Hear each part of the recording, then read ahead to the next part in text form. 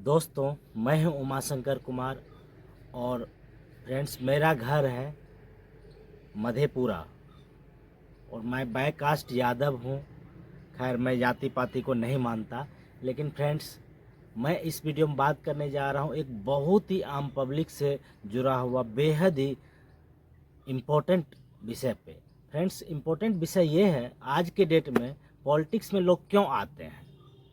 सबसे बड़ा बात है फ्रेंड्स, किसी को भी सेवा करने के लिए नहीं आना है। पॉलिटिक्स में सिर्फ और सिर्फ इसलिए आते हैं कि अपना करियर बनाना है, पैसा कमाना है। क्या ये सही है? मुझे नहीं लगता कहीं से भी। अगर आप पैसा ही कमाना चाह रहे हैं, उसके लिए बहुत सारा उपाय है। पढ़ाई लिखाई कीजिए, मन लगा कर बहुत सारा job, private job, government job. मान लीजिए गवर्नमेंट जॉब नहीं मिला, प्राइवेट जॉब भी मिलता है, रोज़गार का कमी नहीं है, बिजनेस कर सकते हैं फ्रेंड्स। लेकिन पॉलिटिक्स ही क्यों? पॉलिटिक्स में इसलिए आता है कि हमको करियर बनाना है, पैसा कमाना, नाम कमाना, शोहरत कमाना है और पावर हो जाए, अपना शान दिखाएं। पॉलिटिक्स शान दिखाने के लिए, पैसा कमाने के लिए है ही नहीं, मेरा ये मानना है। इसलिए नहीं है कि फ्रेंड्स आपको आम पब्लिक वोट दे के इसलिए चुन के भेजता है कि आप उसका सेवा कर सके, उसको ज़रूरत पे मदद कर सके। मदद मतलब सही मदद। आज के डेट में गलत मदद ही पॉलिटिशियन करते हैं, सही मदद करते ही नहीं हैं। और पॉलिटिक्स में फ्रेंड्स मेरा मानना है कि गरीब आदमी भी आ सके। गरीब आदमी क्या अच्छे नहीं होते हैं? पढ़ाई लिखाई या किसी चीज़ से मतलब नहीं है, अच्छा आदमी का आना ज़रूरी है। और आज के डेट में सिर्फ और सिर्फ पैसा वाला आता है, जिसके पास पैसा वही इलेक्शन लड़ सकता है और वही कमाता है पॉलिटिक्स से। पॉलिटिक्स मेरा मानना है फ्रेंड्स, तभी आप पॉलिटिक्स में आइए जब आपको सेवा का भाव हो। पैसा कमाने या करियर बनाने का जगह नहीं है पॉलिटिक्स। अब होता क्या पॉलिटिक्स में, करियर बनाने आता है, पैसा खर्च करता है, वोटर को पैसा देता है, वोट खरीद लेता है, इलेक्शन जीत जाता है, फिर आपका वो सेवा क्यों करेगा? आप अगर पैसा लेके वोट दिए तो वो आपका सेवा करेगा नहीं, वो अपना पॉकेट भरता है, जहाँ से कर्जा उठाया या जो भी किया। मान लीजिए फ्रेंड्स 10 करोड़ 20 करोड़ खर्चा कर दिया, तो 50 करोड़ 100 करोड़ कमाएगा, उसका यही है। वो पॉलिटिक्स आज के डेट में फुल्ली बिजनेस हो गया है। सेवा का भाव किसी में है ही नहीं। अब है कि सेवा का भाव नहीं होने का वजह क्या है? लोगों का नैतिक स्तर गिर गया, सिर्फ और सिर्फ पैसा को देखता है। भगवान को मानता है, जीत गया इलेक्शन जाके, सिर्फ उतना भर मानता है, गीता का शपथ खाते हैं, मतलब बहुत सारा चीज़ जो है बोला जाता है शपथ ग्रहण में बोलता है, उसके बाद जिस दिन बोला उसके अगले दिन ही भूल जाता है। वैसा शपथ का क्या मतलब फ्रेंड्स? मेरा मानना है कि पॉलिटिक्स में ईमानदार अगर हैं तभी आइए, नहीं तो नहीं आइए। और मैं बहुत बड़ा खुलासा करने जा रहा हूँ इस वीडियो से। वीडियो के साथ शुरू से लेकर लास्ट तक बने रहें फ्रेंड्स। अब बताते हैं, इलेक्शन जीतने के बाद लोगों को बेवकूफ़ बताता है जाति के नाम पे, धर्म के नाम पे। क्या जाति धर्म हकीकत में भगवान बना के भेजे हैं? बताइए। नहीं फ्रेंड्स, भगवान नहीं बनाया है। भगवान हमको इंसान बना के भेजे हैं और ईश्वर तो एक ही है, अल्लाह अकबर जो भी कहें। उसका पूजा करने का पद्धति अलग हो सकता है, उस पर पाबंदी होना भी नहीं चाहिए, सबका तरीका अलग। मान लीजिए हिंदू धर्मी है फ्रेंड्स, तो हिंदू में भी कोई महर्षि मेही बाबा को मानते हैं, कोई इस्कॉन को मानते हैं, सबका अलग अलग है। कोई साईं बाबा को पूजते हैं, साईं राम को। हिंदू में भी तो बहुत सारा है। अब क्या सब सबको मारने काटने लगे? नहीं, ऐसा पूजा करने का वो पद्धति है, उससे इंसान अच्छा या बुरा नहीं होता है। और गरीब धनिक से भी इंसान अच्छा या बुरा, टैलेंटेड नहीं होता है या बेवकूफ़ नहीं होता है। तो मेरा मानना, जाति आधारित पर तो वोट जो कर लेता है पॉलिटिशियन, ये गलत चीज़ है। जाति के आधार पे होना ही नहीं चाहिए, ये बहुत ही गलत चीज़ है। अब है कि जब पॉलिटिशियन आपका भ्रष्ट है तो देश तरक्की क्यों करेगा? हो ही नहीं सकता फ्रेंड्स। उसको तो अपना पॉकेट से भरने से मतलब है। और भगवान को मानता ही नहीं है। भगवान को क्यों मानेगा? मानता है मतलब वो समझता ही नहीं कि भगवान है।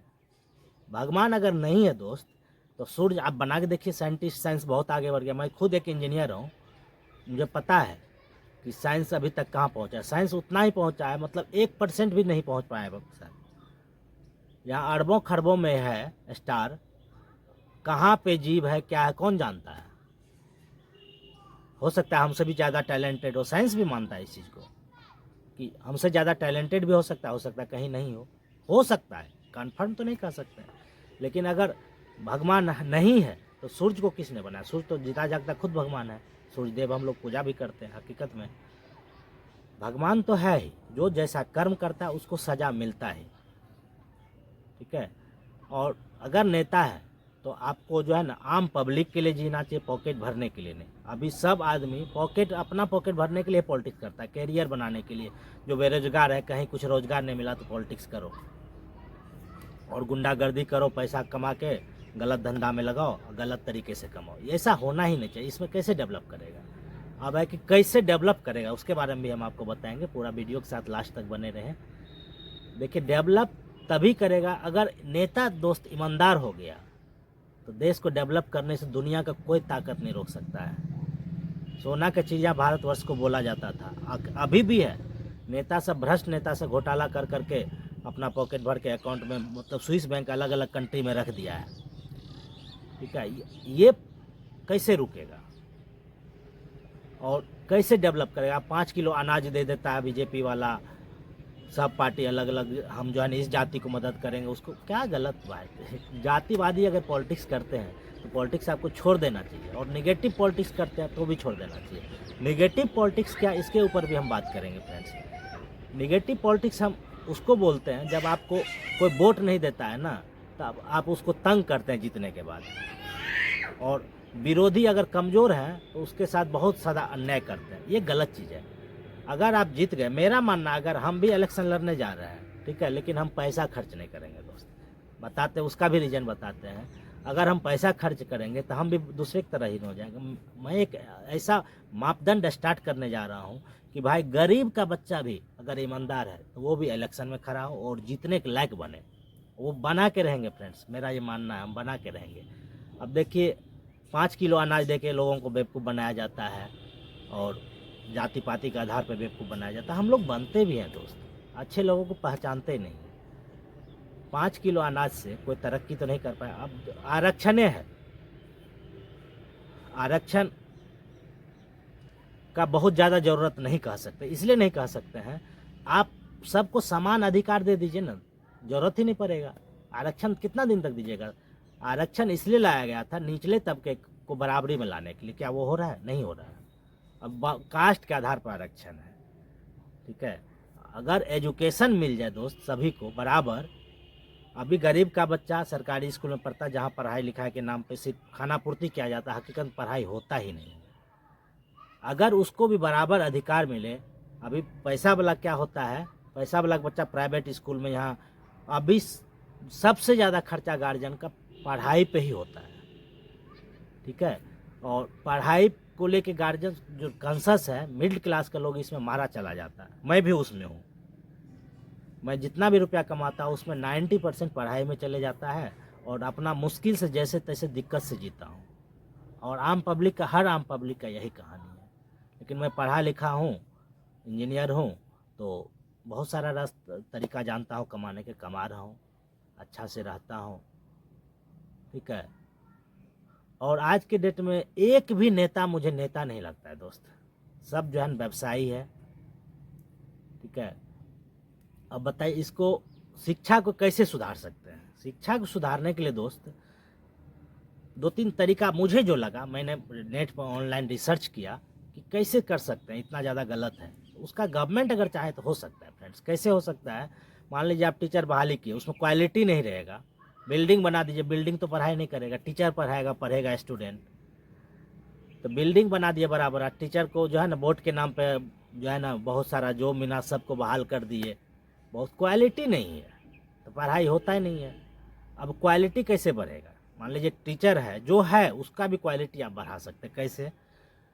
कि हर जिला में दोस्त एक कम से कम 4 से 5 मॉडल स्कूल बनाइए, सरकारी स्कूल को प्राइवेट स्कूल की तरह तर्ज पे कीजिए व्यवस्था। और सरकार जब इतना खर्च कर ही रही है तो कनेक्टिविटी क्यों नहीं दे सकती है? बड़ा बड़ा बिल्डिंग तो आप बना ही रहे हैं, 4-5 स्कूल हर जिला में मॉडल स्कूल बनाइए, और उसका गांव से कनेक्टिविटी दीजिए। हर गांव में मैं खोलने के लिए नहीं बोल रहा हूँ, जिला हेडक्वार्टर में ही खोलिए और कनेक्टिविटी दीजिए, बस सेवा दीजिए, वहाँ से सरकार की तरफ से बस का खर्च मेंटेन कीजिए। जब इतना खर्च करते हैं, इतना क्यों नहीं कर सकते हैं? ये सब सरकार चाहे तो संभव है। अब एक उसमें भी टीचर नहीं पढ़ाएगा, क्योंकि हर जगह आदमी भ्रष्ट हो गया है, बड़ा बड़ा ऑफिसर भी भ्रष्ट हो गया है, नेता ही भ्रष्ट है तो होगा ही ना। तो वो भ्रष्ट है तो जांच गलत तरीके से करेगा, घूस देगा तब उसका कार्य करेगा काम, नहीं तो नहीं करेगा। अब है कि मेरा जो आइडिया है, बहुत सारा कंट्री में हम नेट पर रिसर्च किए, जैसे यूएसए वगैरह में है ग्रेडिंग सिस्टम टीचर का। इंडिया में भी कुछ प्राइवेट जो बड़ा स्कूल है वहाँ ग्रेडिंग सिस्टम है, ठीक है।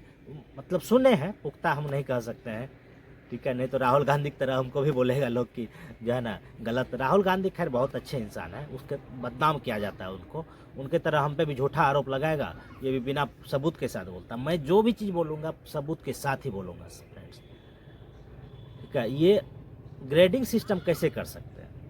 जो स्कूल में बच्चा पढ़ता है उससे वोटिंग करवाइए, टीचर से छुपा के, एक दिन में ही रिजल्ट दीजिए, और जिला पदाधिकारी महोदय जाके उसको एक दिन में कर सकते हैं चाहे तो ग्रेडिंग। और ग्रेडिंग सिस्टम वैसे नहीं, उसका कोई फ़ायदा नहीं, वो बैच बना के दिया जाए उसको, जो ग्रेड मिलेगा उसको लाज लगेगा, शर्म लगेगा, खुद की क्वालिटी को इम्प्रूव करेगा, आगे से पढ़ाई करेगा। और टीचर को पता नहीं होना चाहिए कि जो कौन स्टूडेंट हमको वोट दिया है कौन नहीं दिया है, नहीं तो फिर तो मामला अलग ही बन जाएगा, ठीक है। तो ग्रेडिंग सिस्टम हो टीचर के लिए, हर जिला में एक कॉलेज का व्यवस्था किया जाए जहाँ पर पढ़ाने के साथ साथ खुद भी वो स्टडी करे, तभी क्वालिटी शिक्षा मिल पाएगा। मुझे ये लगा एजुकेशन सबसे बड़ा मुद्दा एजुकेशन ही है, बहुत ज़्यादा भ्रष्टाचार भी है उसमें। एक फ्रेंड्स डीईओ डीपीओ एक सप्ताह का हम सुने हैं कि 10 लाख 20 लाख एक सप्ताह में घूस कमाता है। एक डीईओ को मैं जानता था, नाम नहीं बताऊंगा, वो है पूर्णिया जिले के। उस पर जो है ना मैं कंप्लेन में उस टाइम में जदयू में था, खर्च करता, अभी नहीं हूँ, किसी पार्टी से जुड़ा हुआ नहीं, ठीक है। लेकिन मुझे माननीय सांसद राजेश रंजन और पप्पू यादव जी का कार्यकलाप अच्छा लगता है, मुझे मेरे तरह का लगता है, इसलिए मैं उस नेता सिर्फ और सिर्फ उन्हीं को मानता हूँ, और किसी को नेता मानता ही नहीं। और सब तो जो है ना रोजगार के लिए आया है, बेरोजगार थे तो रोजगार उनको मिल गया, इस टाइप का नेता है। राजेश रंजन और पप्पू यादव जी को मैंने देखा है, मैं आज जिंदा हूँ तो उन्हीं के बदौलत हूँ। मैं एहसान उतारने, अगर गलत रहता ना सर तो मैं गलत बोल देता, मैं एहसान उतारने के लिए नहीं बोल रहा हूँ, हाँ। लेकिन भगवान है आज के डेट में, वो इंसान को बचाते हैं बहुतों को।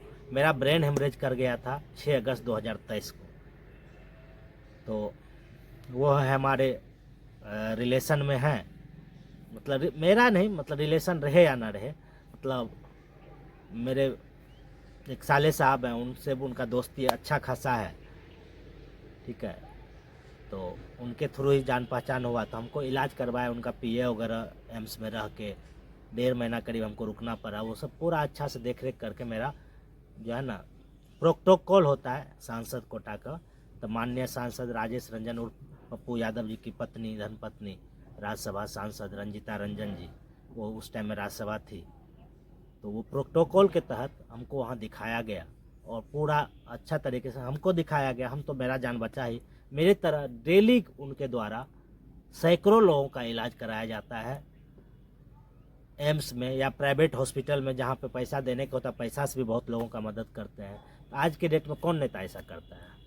कोई नहीं करता है। दूसरे नेता का संपत्ति बढ़ता है, इनका संपत्ति घटा है पॉलिटिक्स में आने के बाद। तो इनका तो मैं ज़बरदस्त फैन हूँ ही, इनके खिलाफ मैं नहीं बोल सकता है। और नेता है, और सब तो रोजगार के लिए आए हैं, बेरोजगारी अपना दूर कर रहे हैं, घूस कमा रहे हैं, भ्रष्ट हैं। अब इसको कैसे रोक सकते हैं नेता के भ्रष्टाचार को, उस पर भी हम बात करेंगे। देखिए, नेता जो है ना एक कंसेंट लिया जाए। एक राजेश रंजन और पप्पू यादव जी बोले थे शपथ पत्र दायर करके कि हम ऐसा करेंगे, वो एक अच्छा शुरुआत हमको लगा, लेकिन उससे भी एक स्टेप आगे जाके हम कह रहे हैं कि नेता, ईमानदार नेता कैसे पॉलिटिक्स में आ सकते हैं। ईमानदार नेता को पॉलिटिक्स में आने के लिए फ्रेंड्स,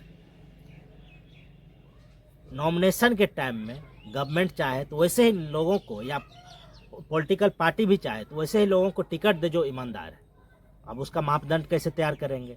मापदंड सर सब तो कहेगा हमसे ज़्यादा ईमानदार कोई नहीं है, सब बोलता है, लेकिन उसका तरीका है, उसका तरीका आज के डेट में फ्रेंड्स बहुत सारा जो है ना झूठ पकड़ने वाला जो है ना तरीका, वहाँ गीता को भी रख दीजिएगा ना, कसम खा लेगा कि हम जो है ना पॉलिटिक्स में पैसा कमाने के लिए नहीं आएंगे।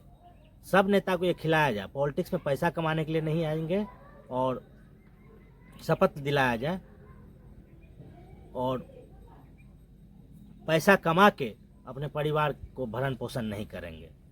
परिवार का जो आपका प्रॉपर्टी है, खानदानी प्रॉपर्टी है, वो परिवार के लिए आप बिजनेस से कमाइए, बिजनेस करिए पॉलिटिक्स के साथ भी कोई दिक्कत नहीं।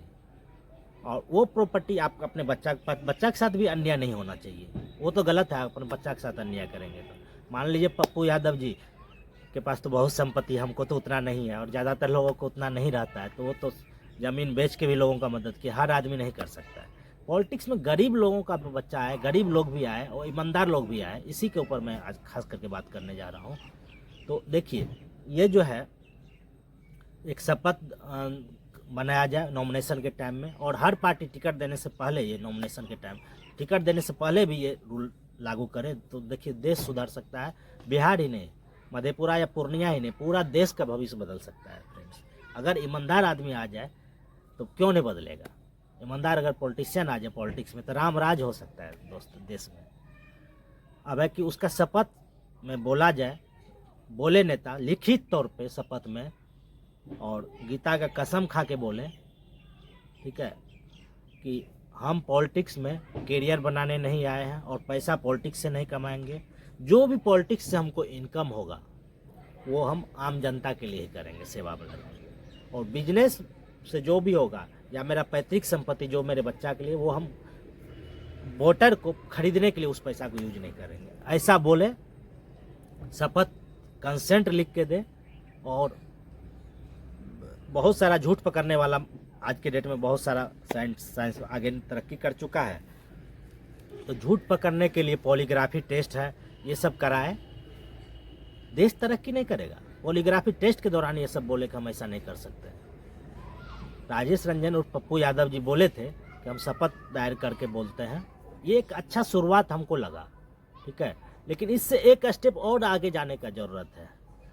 माननीय सांसद जी का मैं नमस्कार करता हूं, आपने शुरुआत किया, मैं आपके नक्शे कदम पे चलने वाला आदमी, मुझे भी अच्छा लगता है, ठीक है। आप बोलते हैं कि मेरा सारथी कृष्ण में, मैं भी मेरे ज़िंदगी का संविधान ही गीता है, श्रीमद् भागवत गीता। देश का संविधान जरूरी है, लेकिन मेरा ज़िंदगी का संविधान श्रीमद् भगवत गीता, मैं उसी को मानता हूँ। मैं पॉलिटिक्स में आ रहा हूँ, आपका सहयोग चाहिए। राजेश रंजन और पप्पू यादव जी से मैं मांग रहा हूँ सहयोग आपका, और किसी नेता से मैं मांग भी नहीं रहा।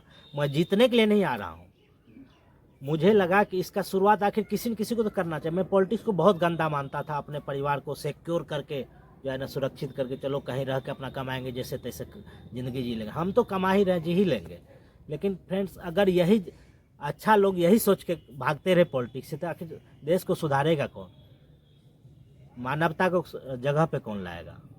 राजेश रंजन और पप्पू यादव जी एकलौता आदमी है जो बोलते मेरा सारथी कृष्ण भगवान है, वो उनके बताए रास्ते पर मैं चलता हूँ। लेकिन मैं उनका साथ देने के लिए दिल दिमाग और जो कहिए हर चीज़ से तैयार हूँ। मुझे अपना ज़िंदगी का भी परवाह नहीं है, ठीक है। मेरा अपना बच्चा भी अगर गलत करेगा ना, तो उसके खिलाफ भी मैं जाने में कभी हिचकूंगा नहीं। वैसे अगर मान लीजिए मैं अभी से समझाता अपना बच्चा को, बाबू चोरी से कोई पैसा कमा लेता है तो वो तरक्की नहीं करता। एक बार जो है ना, बहुत ऊपर चोर आदमी चले जाता है, भगवान उसको ऊपर से अगर पटकते हैं फिर जो है ना, भीख मांगने लायक भी नहीं, भीख भी नहीं मिलता है।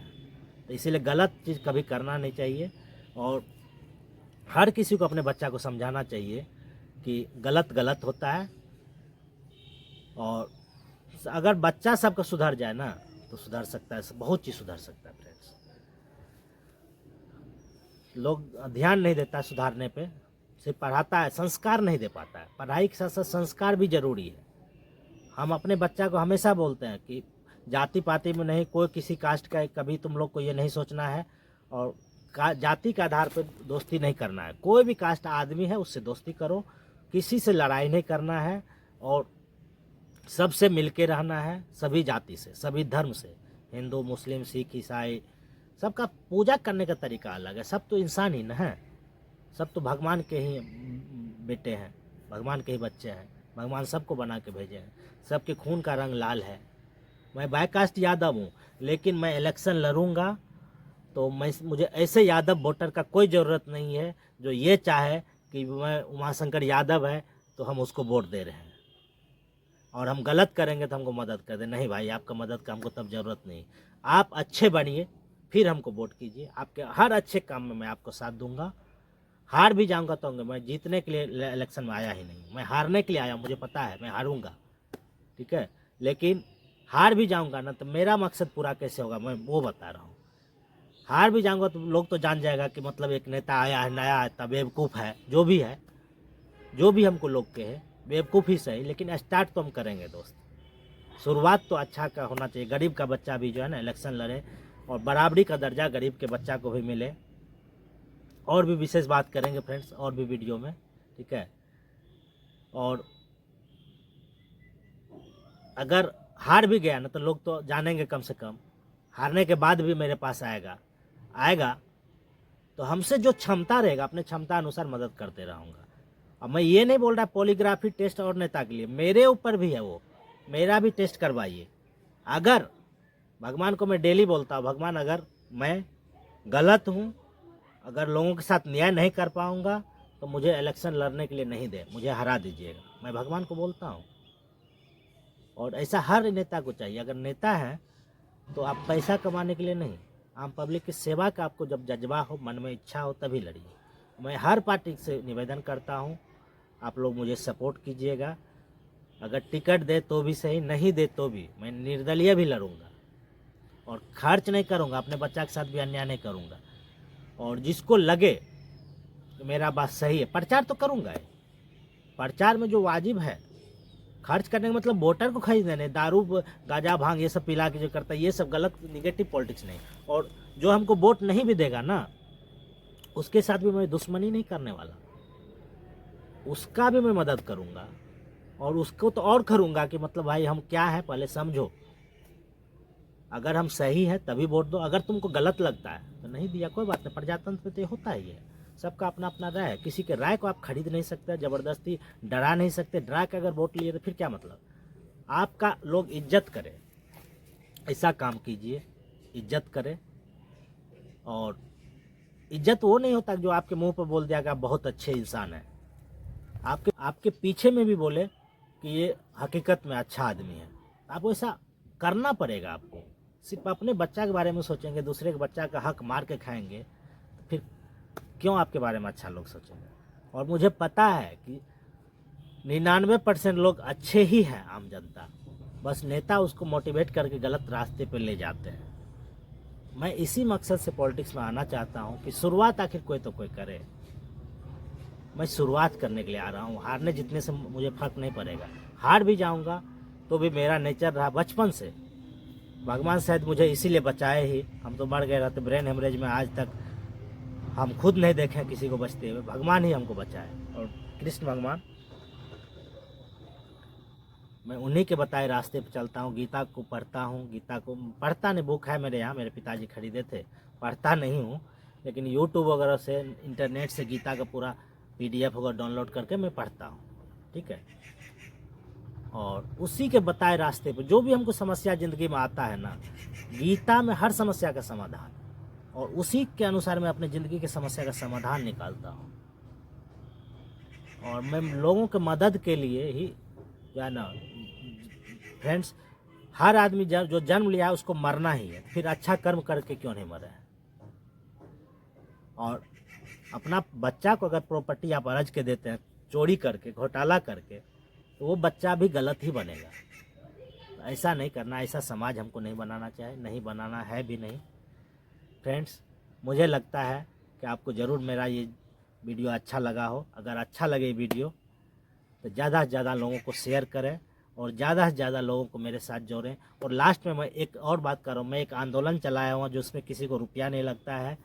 वो आंदोलन है कि आप बाइक या 4 व्हीलर 2 कोई भी सवारी चलाते हैं तो उसको जो है ना रोड पे चलाते हैं तो हाई बीम करके लोग अपना जो है ना स्टैंडर्ड और ताकत दिखाता, शान दिखाता, ये नहीं करना है। लो बीम करेंगे तो इससे देश भर में करोड़ों आदमी जो सड़क दुर्घटना में मर जाते हैं उसका जान बच सकता है। मैं हर वीडियो में बोलता हूँ, इस वीडियो में भी बोल रहा हूँ, शायद मैं इसी वीडियो से इस चीज़ का शुरुआत कर रहा हूँ। इस आंदोलन में आप लोग साथ दें मेरा, और इसमें किसी का कोई खर्च नहीं लगता है, वोट देने का भी ज़रूरत नहीं है, ठीक है। हर आदमी इस मेंटेलिटी के साथ रोड पे चलें। उससे होता है क्या, आप रोड पे चलते हैं हाई बीम करके, सामने वाले के आंख पे रोशनी पड़ता है तो दिखाई नहीं देता, उसके वजह से दुर्घटना घटता है और आपका भी जान उससे जा सकता है, दूसरे का भी जाता है। आप अपना जान भी बचाएं, सुरक्षित रहें और मेरे मैसेज को ज़्यादा से ज़्यादा लोगों को शेयर करें। और हर नेता, मैं इलेक्शन जीतने के लिए नहीं, मैं इलेक्शन हारने के लिए भी तैयार हूँ। हम नॉमिनेशन तक नहीं करेंगे। अब मेरा शर्त मान ले कि वो पॉलीग्राफ टेस्ट कराए पार्टी टिकट देने से पहले, और नॉमिनेशन में डीएम साहब के यहाँ या जहाँ भी नॉमिनेशन होता है वहाँ पे पॉलीग्राफ टेस्ट का व्यवस्था हो, और धीरे धीरे ये व्यवस्था मधेपुरा पूर्णिया से स्टार्ट हो के पूरा देश भर में फैले। ठीक है। और ये पॉलीग्राफ के दौरान अगर कोई नेता कह देता है कि मैं ईमानदारी से सेवा करूँगा, झूठ उसका नहीं पकड़ा गया, झूठ नहीं बोल रहा है, तो मैं नॉमिनेशन उसके खिलाफ इलेक्शन नहीं लड़ूंगा। ठीक है। धन्यवाद मित्रों, आज के लिए इतना ही। अगले वीडियो में फिर आपसे मिलेंगे, आपसे रूबरू होंगे। अगला वीडियो भी बहुत जल्दी बनाएंगे कि और अलग अलग डिपार्टमेंट में कैसे किया जाता है, उस पर भी मैंने रिसर्च किया है, रोड मैप बनाया है, कैसे डेवलपमेंट करना संभव है। नेता ईमानदार भी हो तो अगर नॉलेज भी होना ज़रूरी है, सही बात है। नॉलेज सबको रहता है, और शिक्षित हो या पढ़ा लिखा हो, नॉलेज सबको रहता है, लेकिन करता नहीं उसको, मतलब करना चाहता ही नहीं है। भ्रष्ट इतना हो गया है दोस्तों।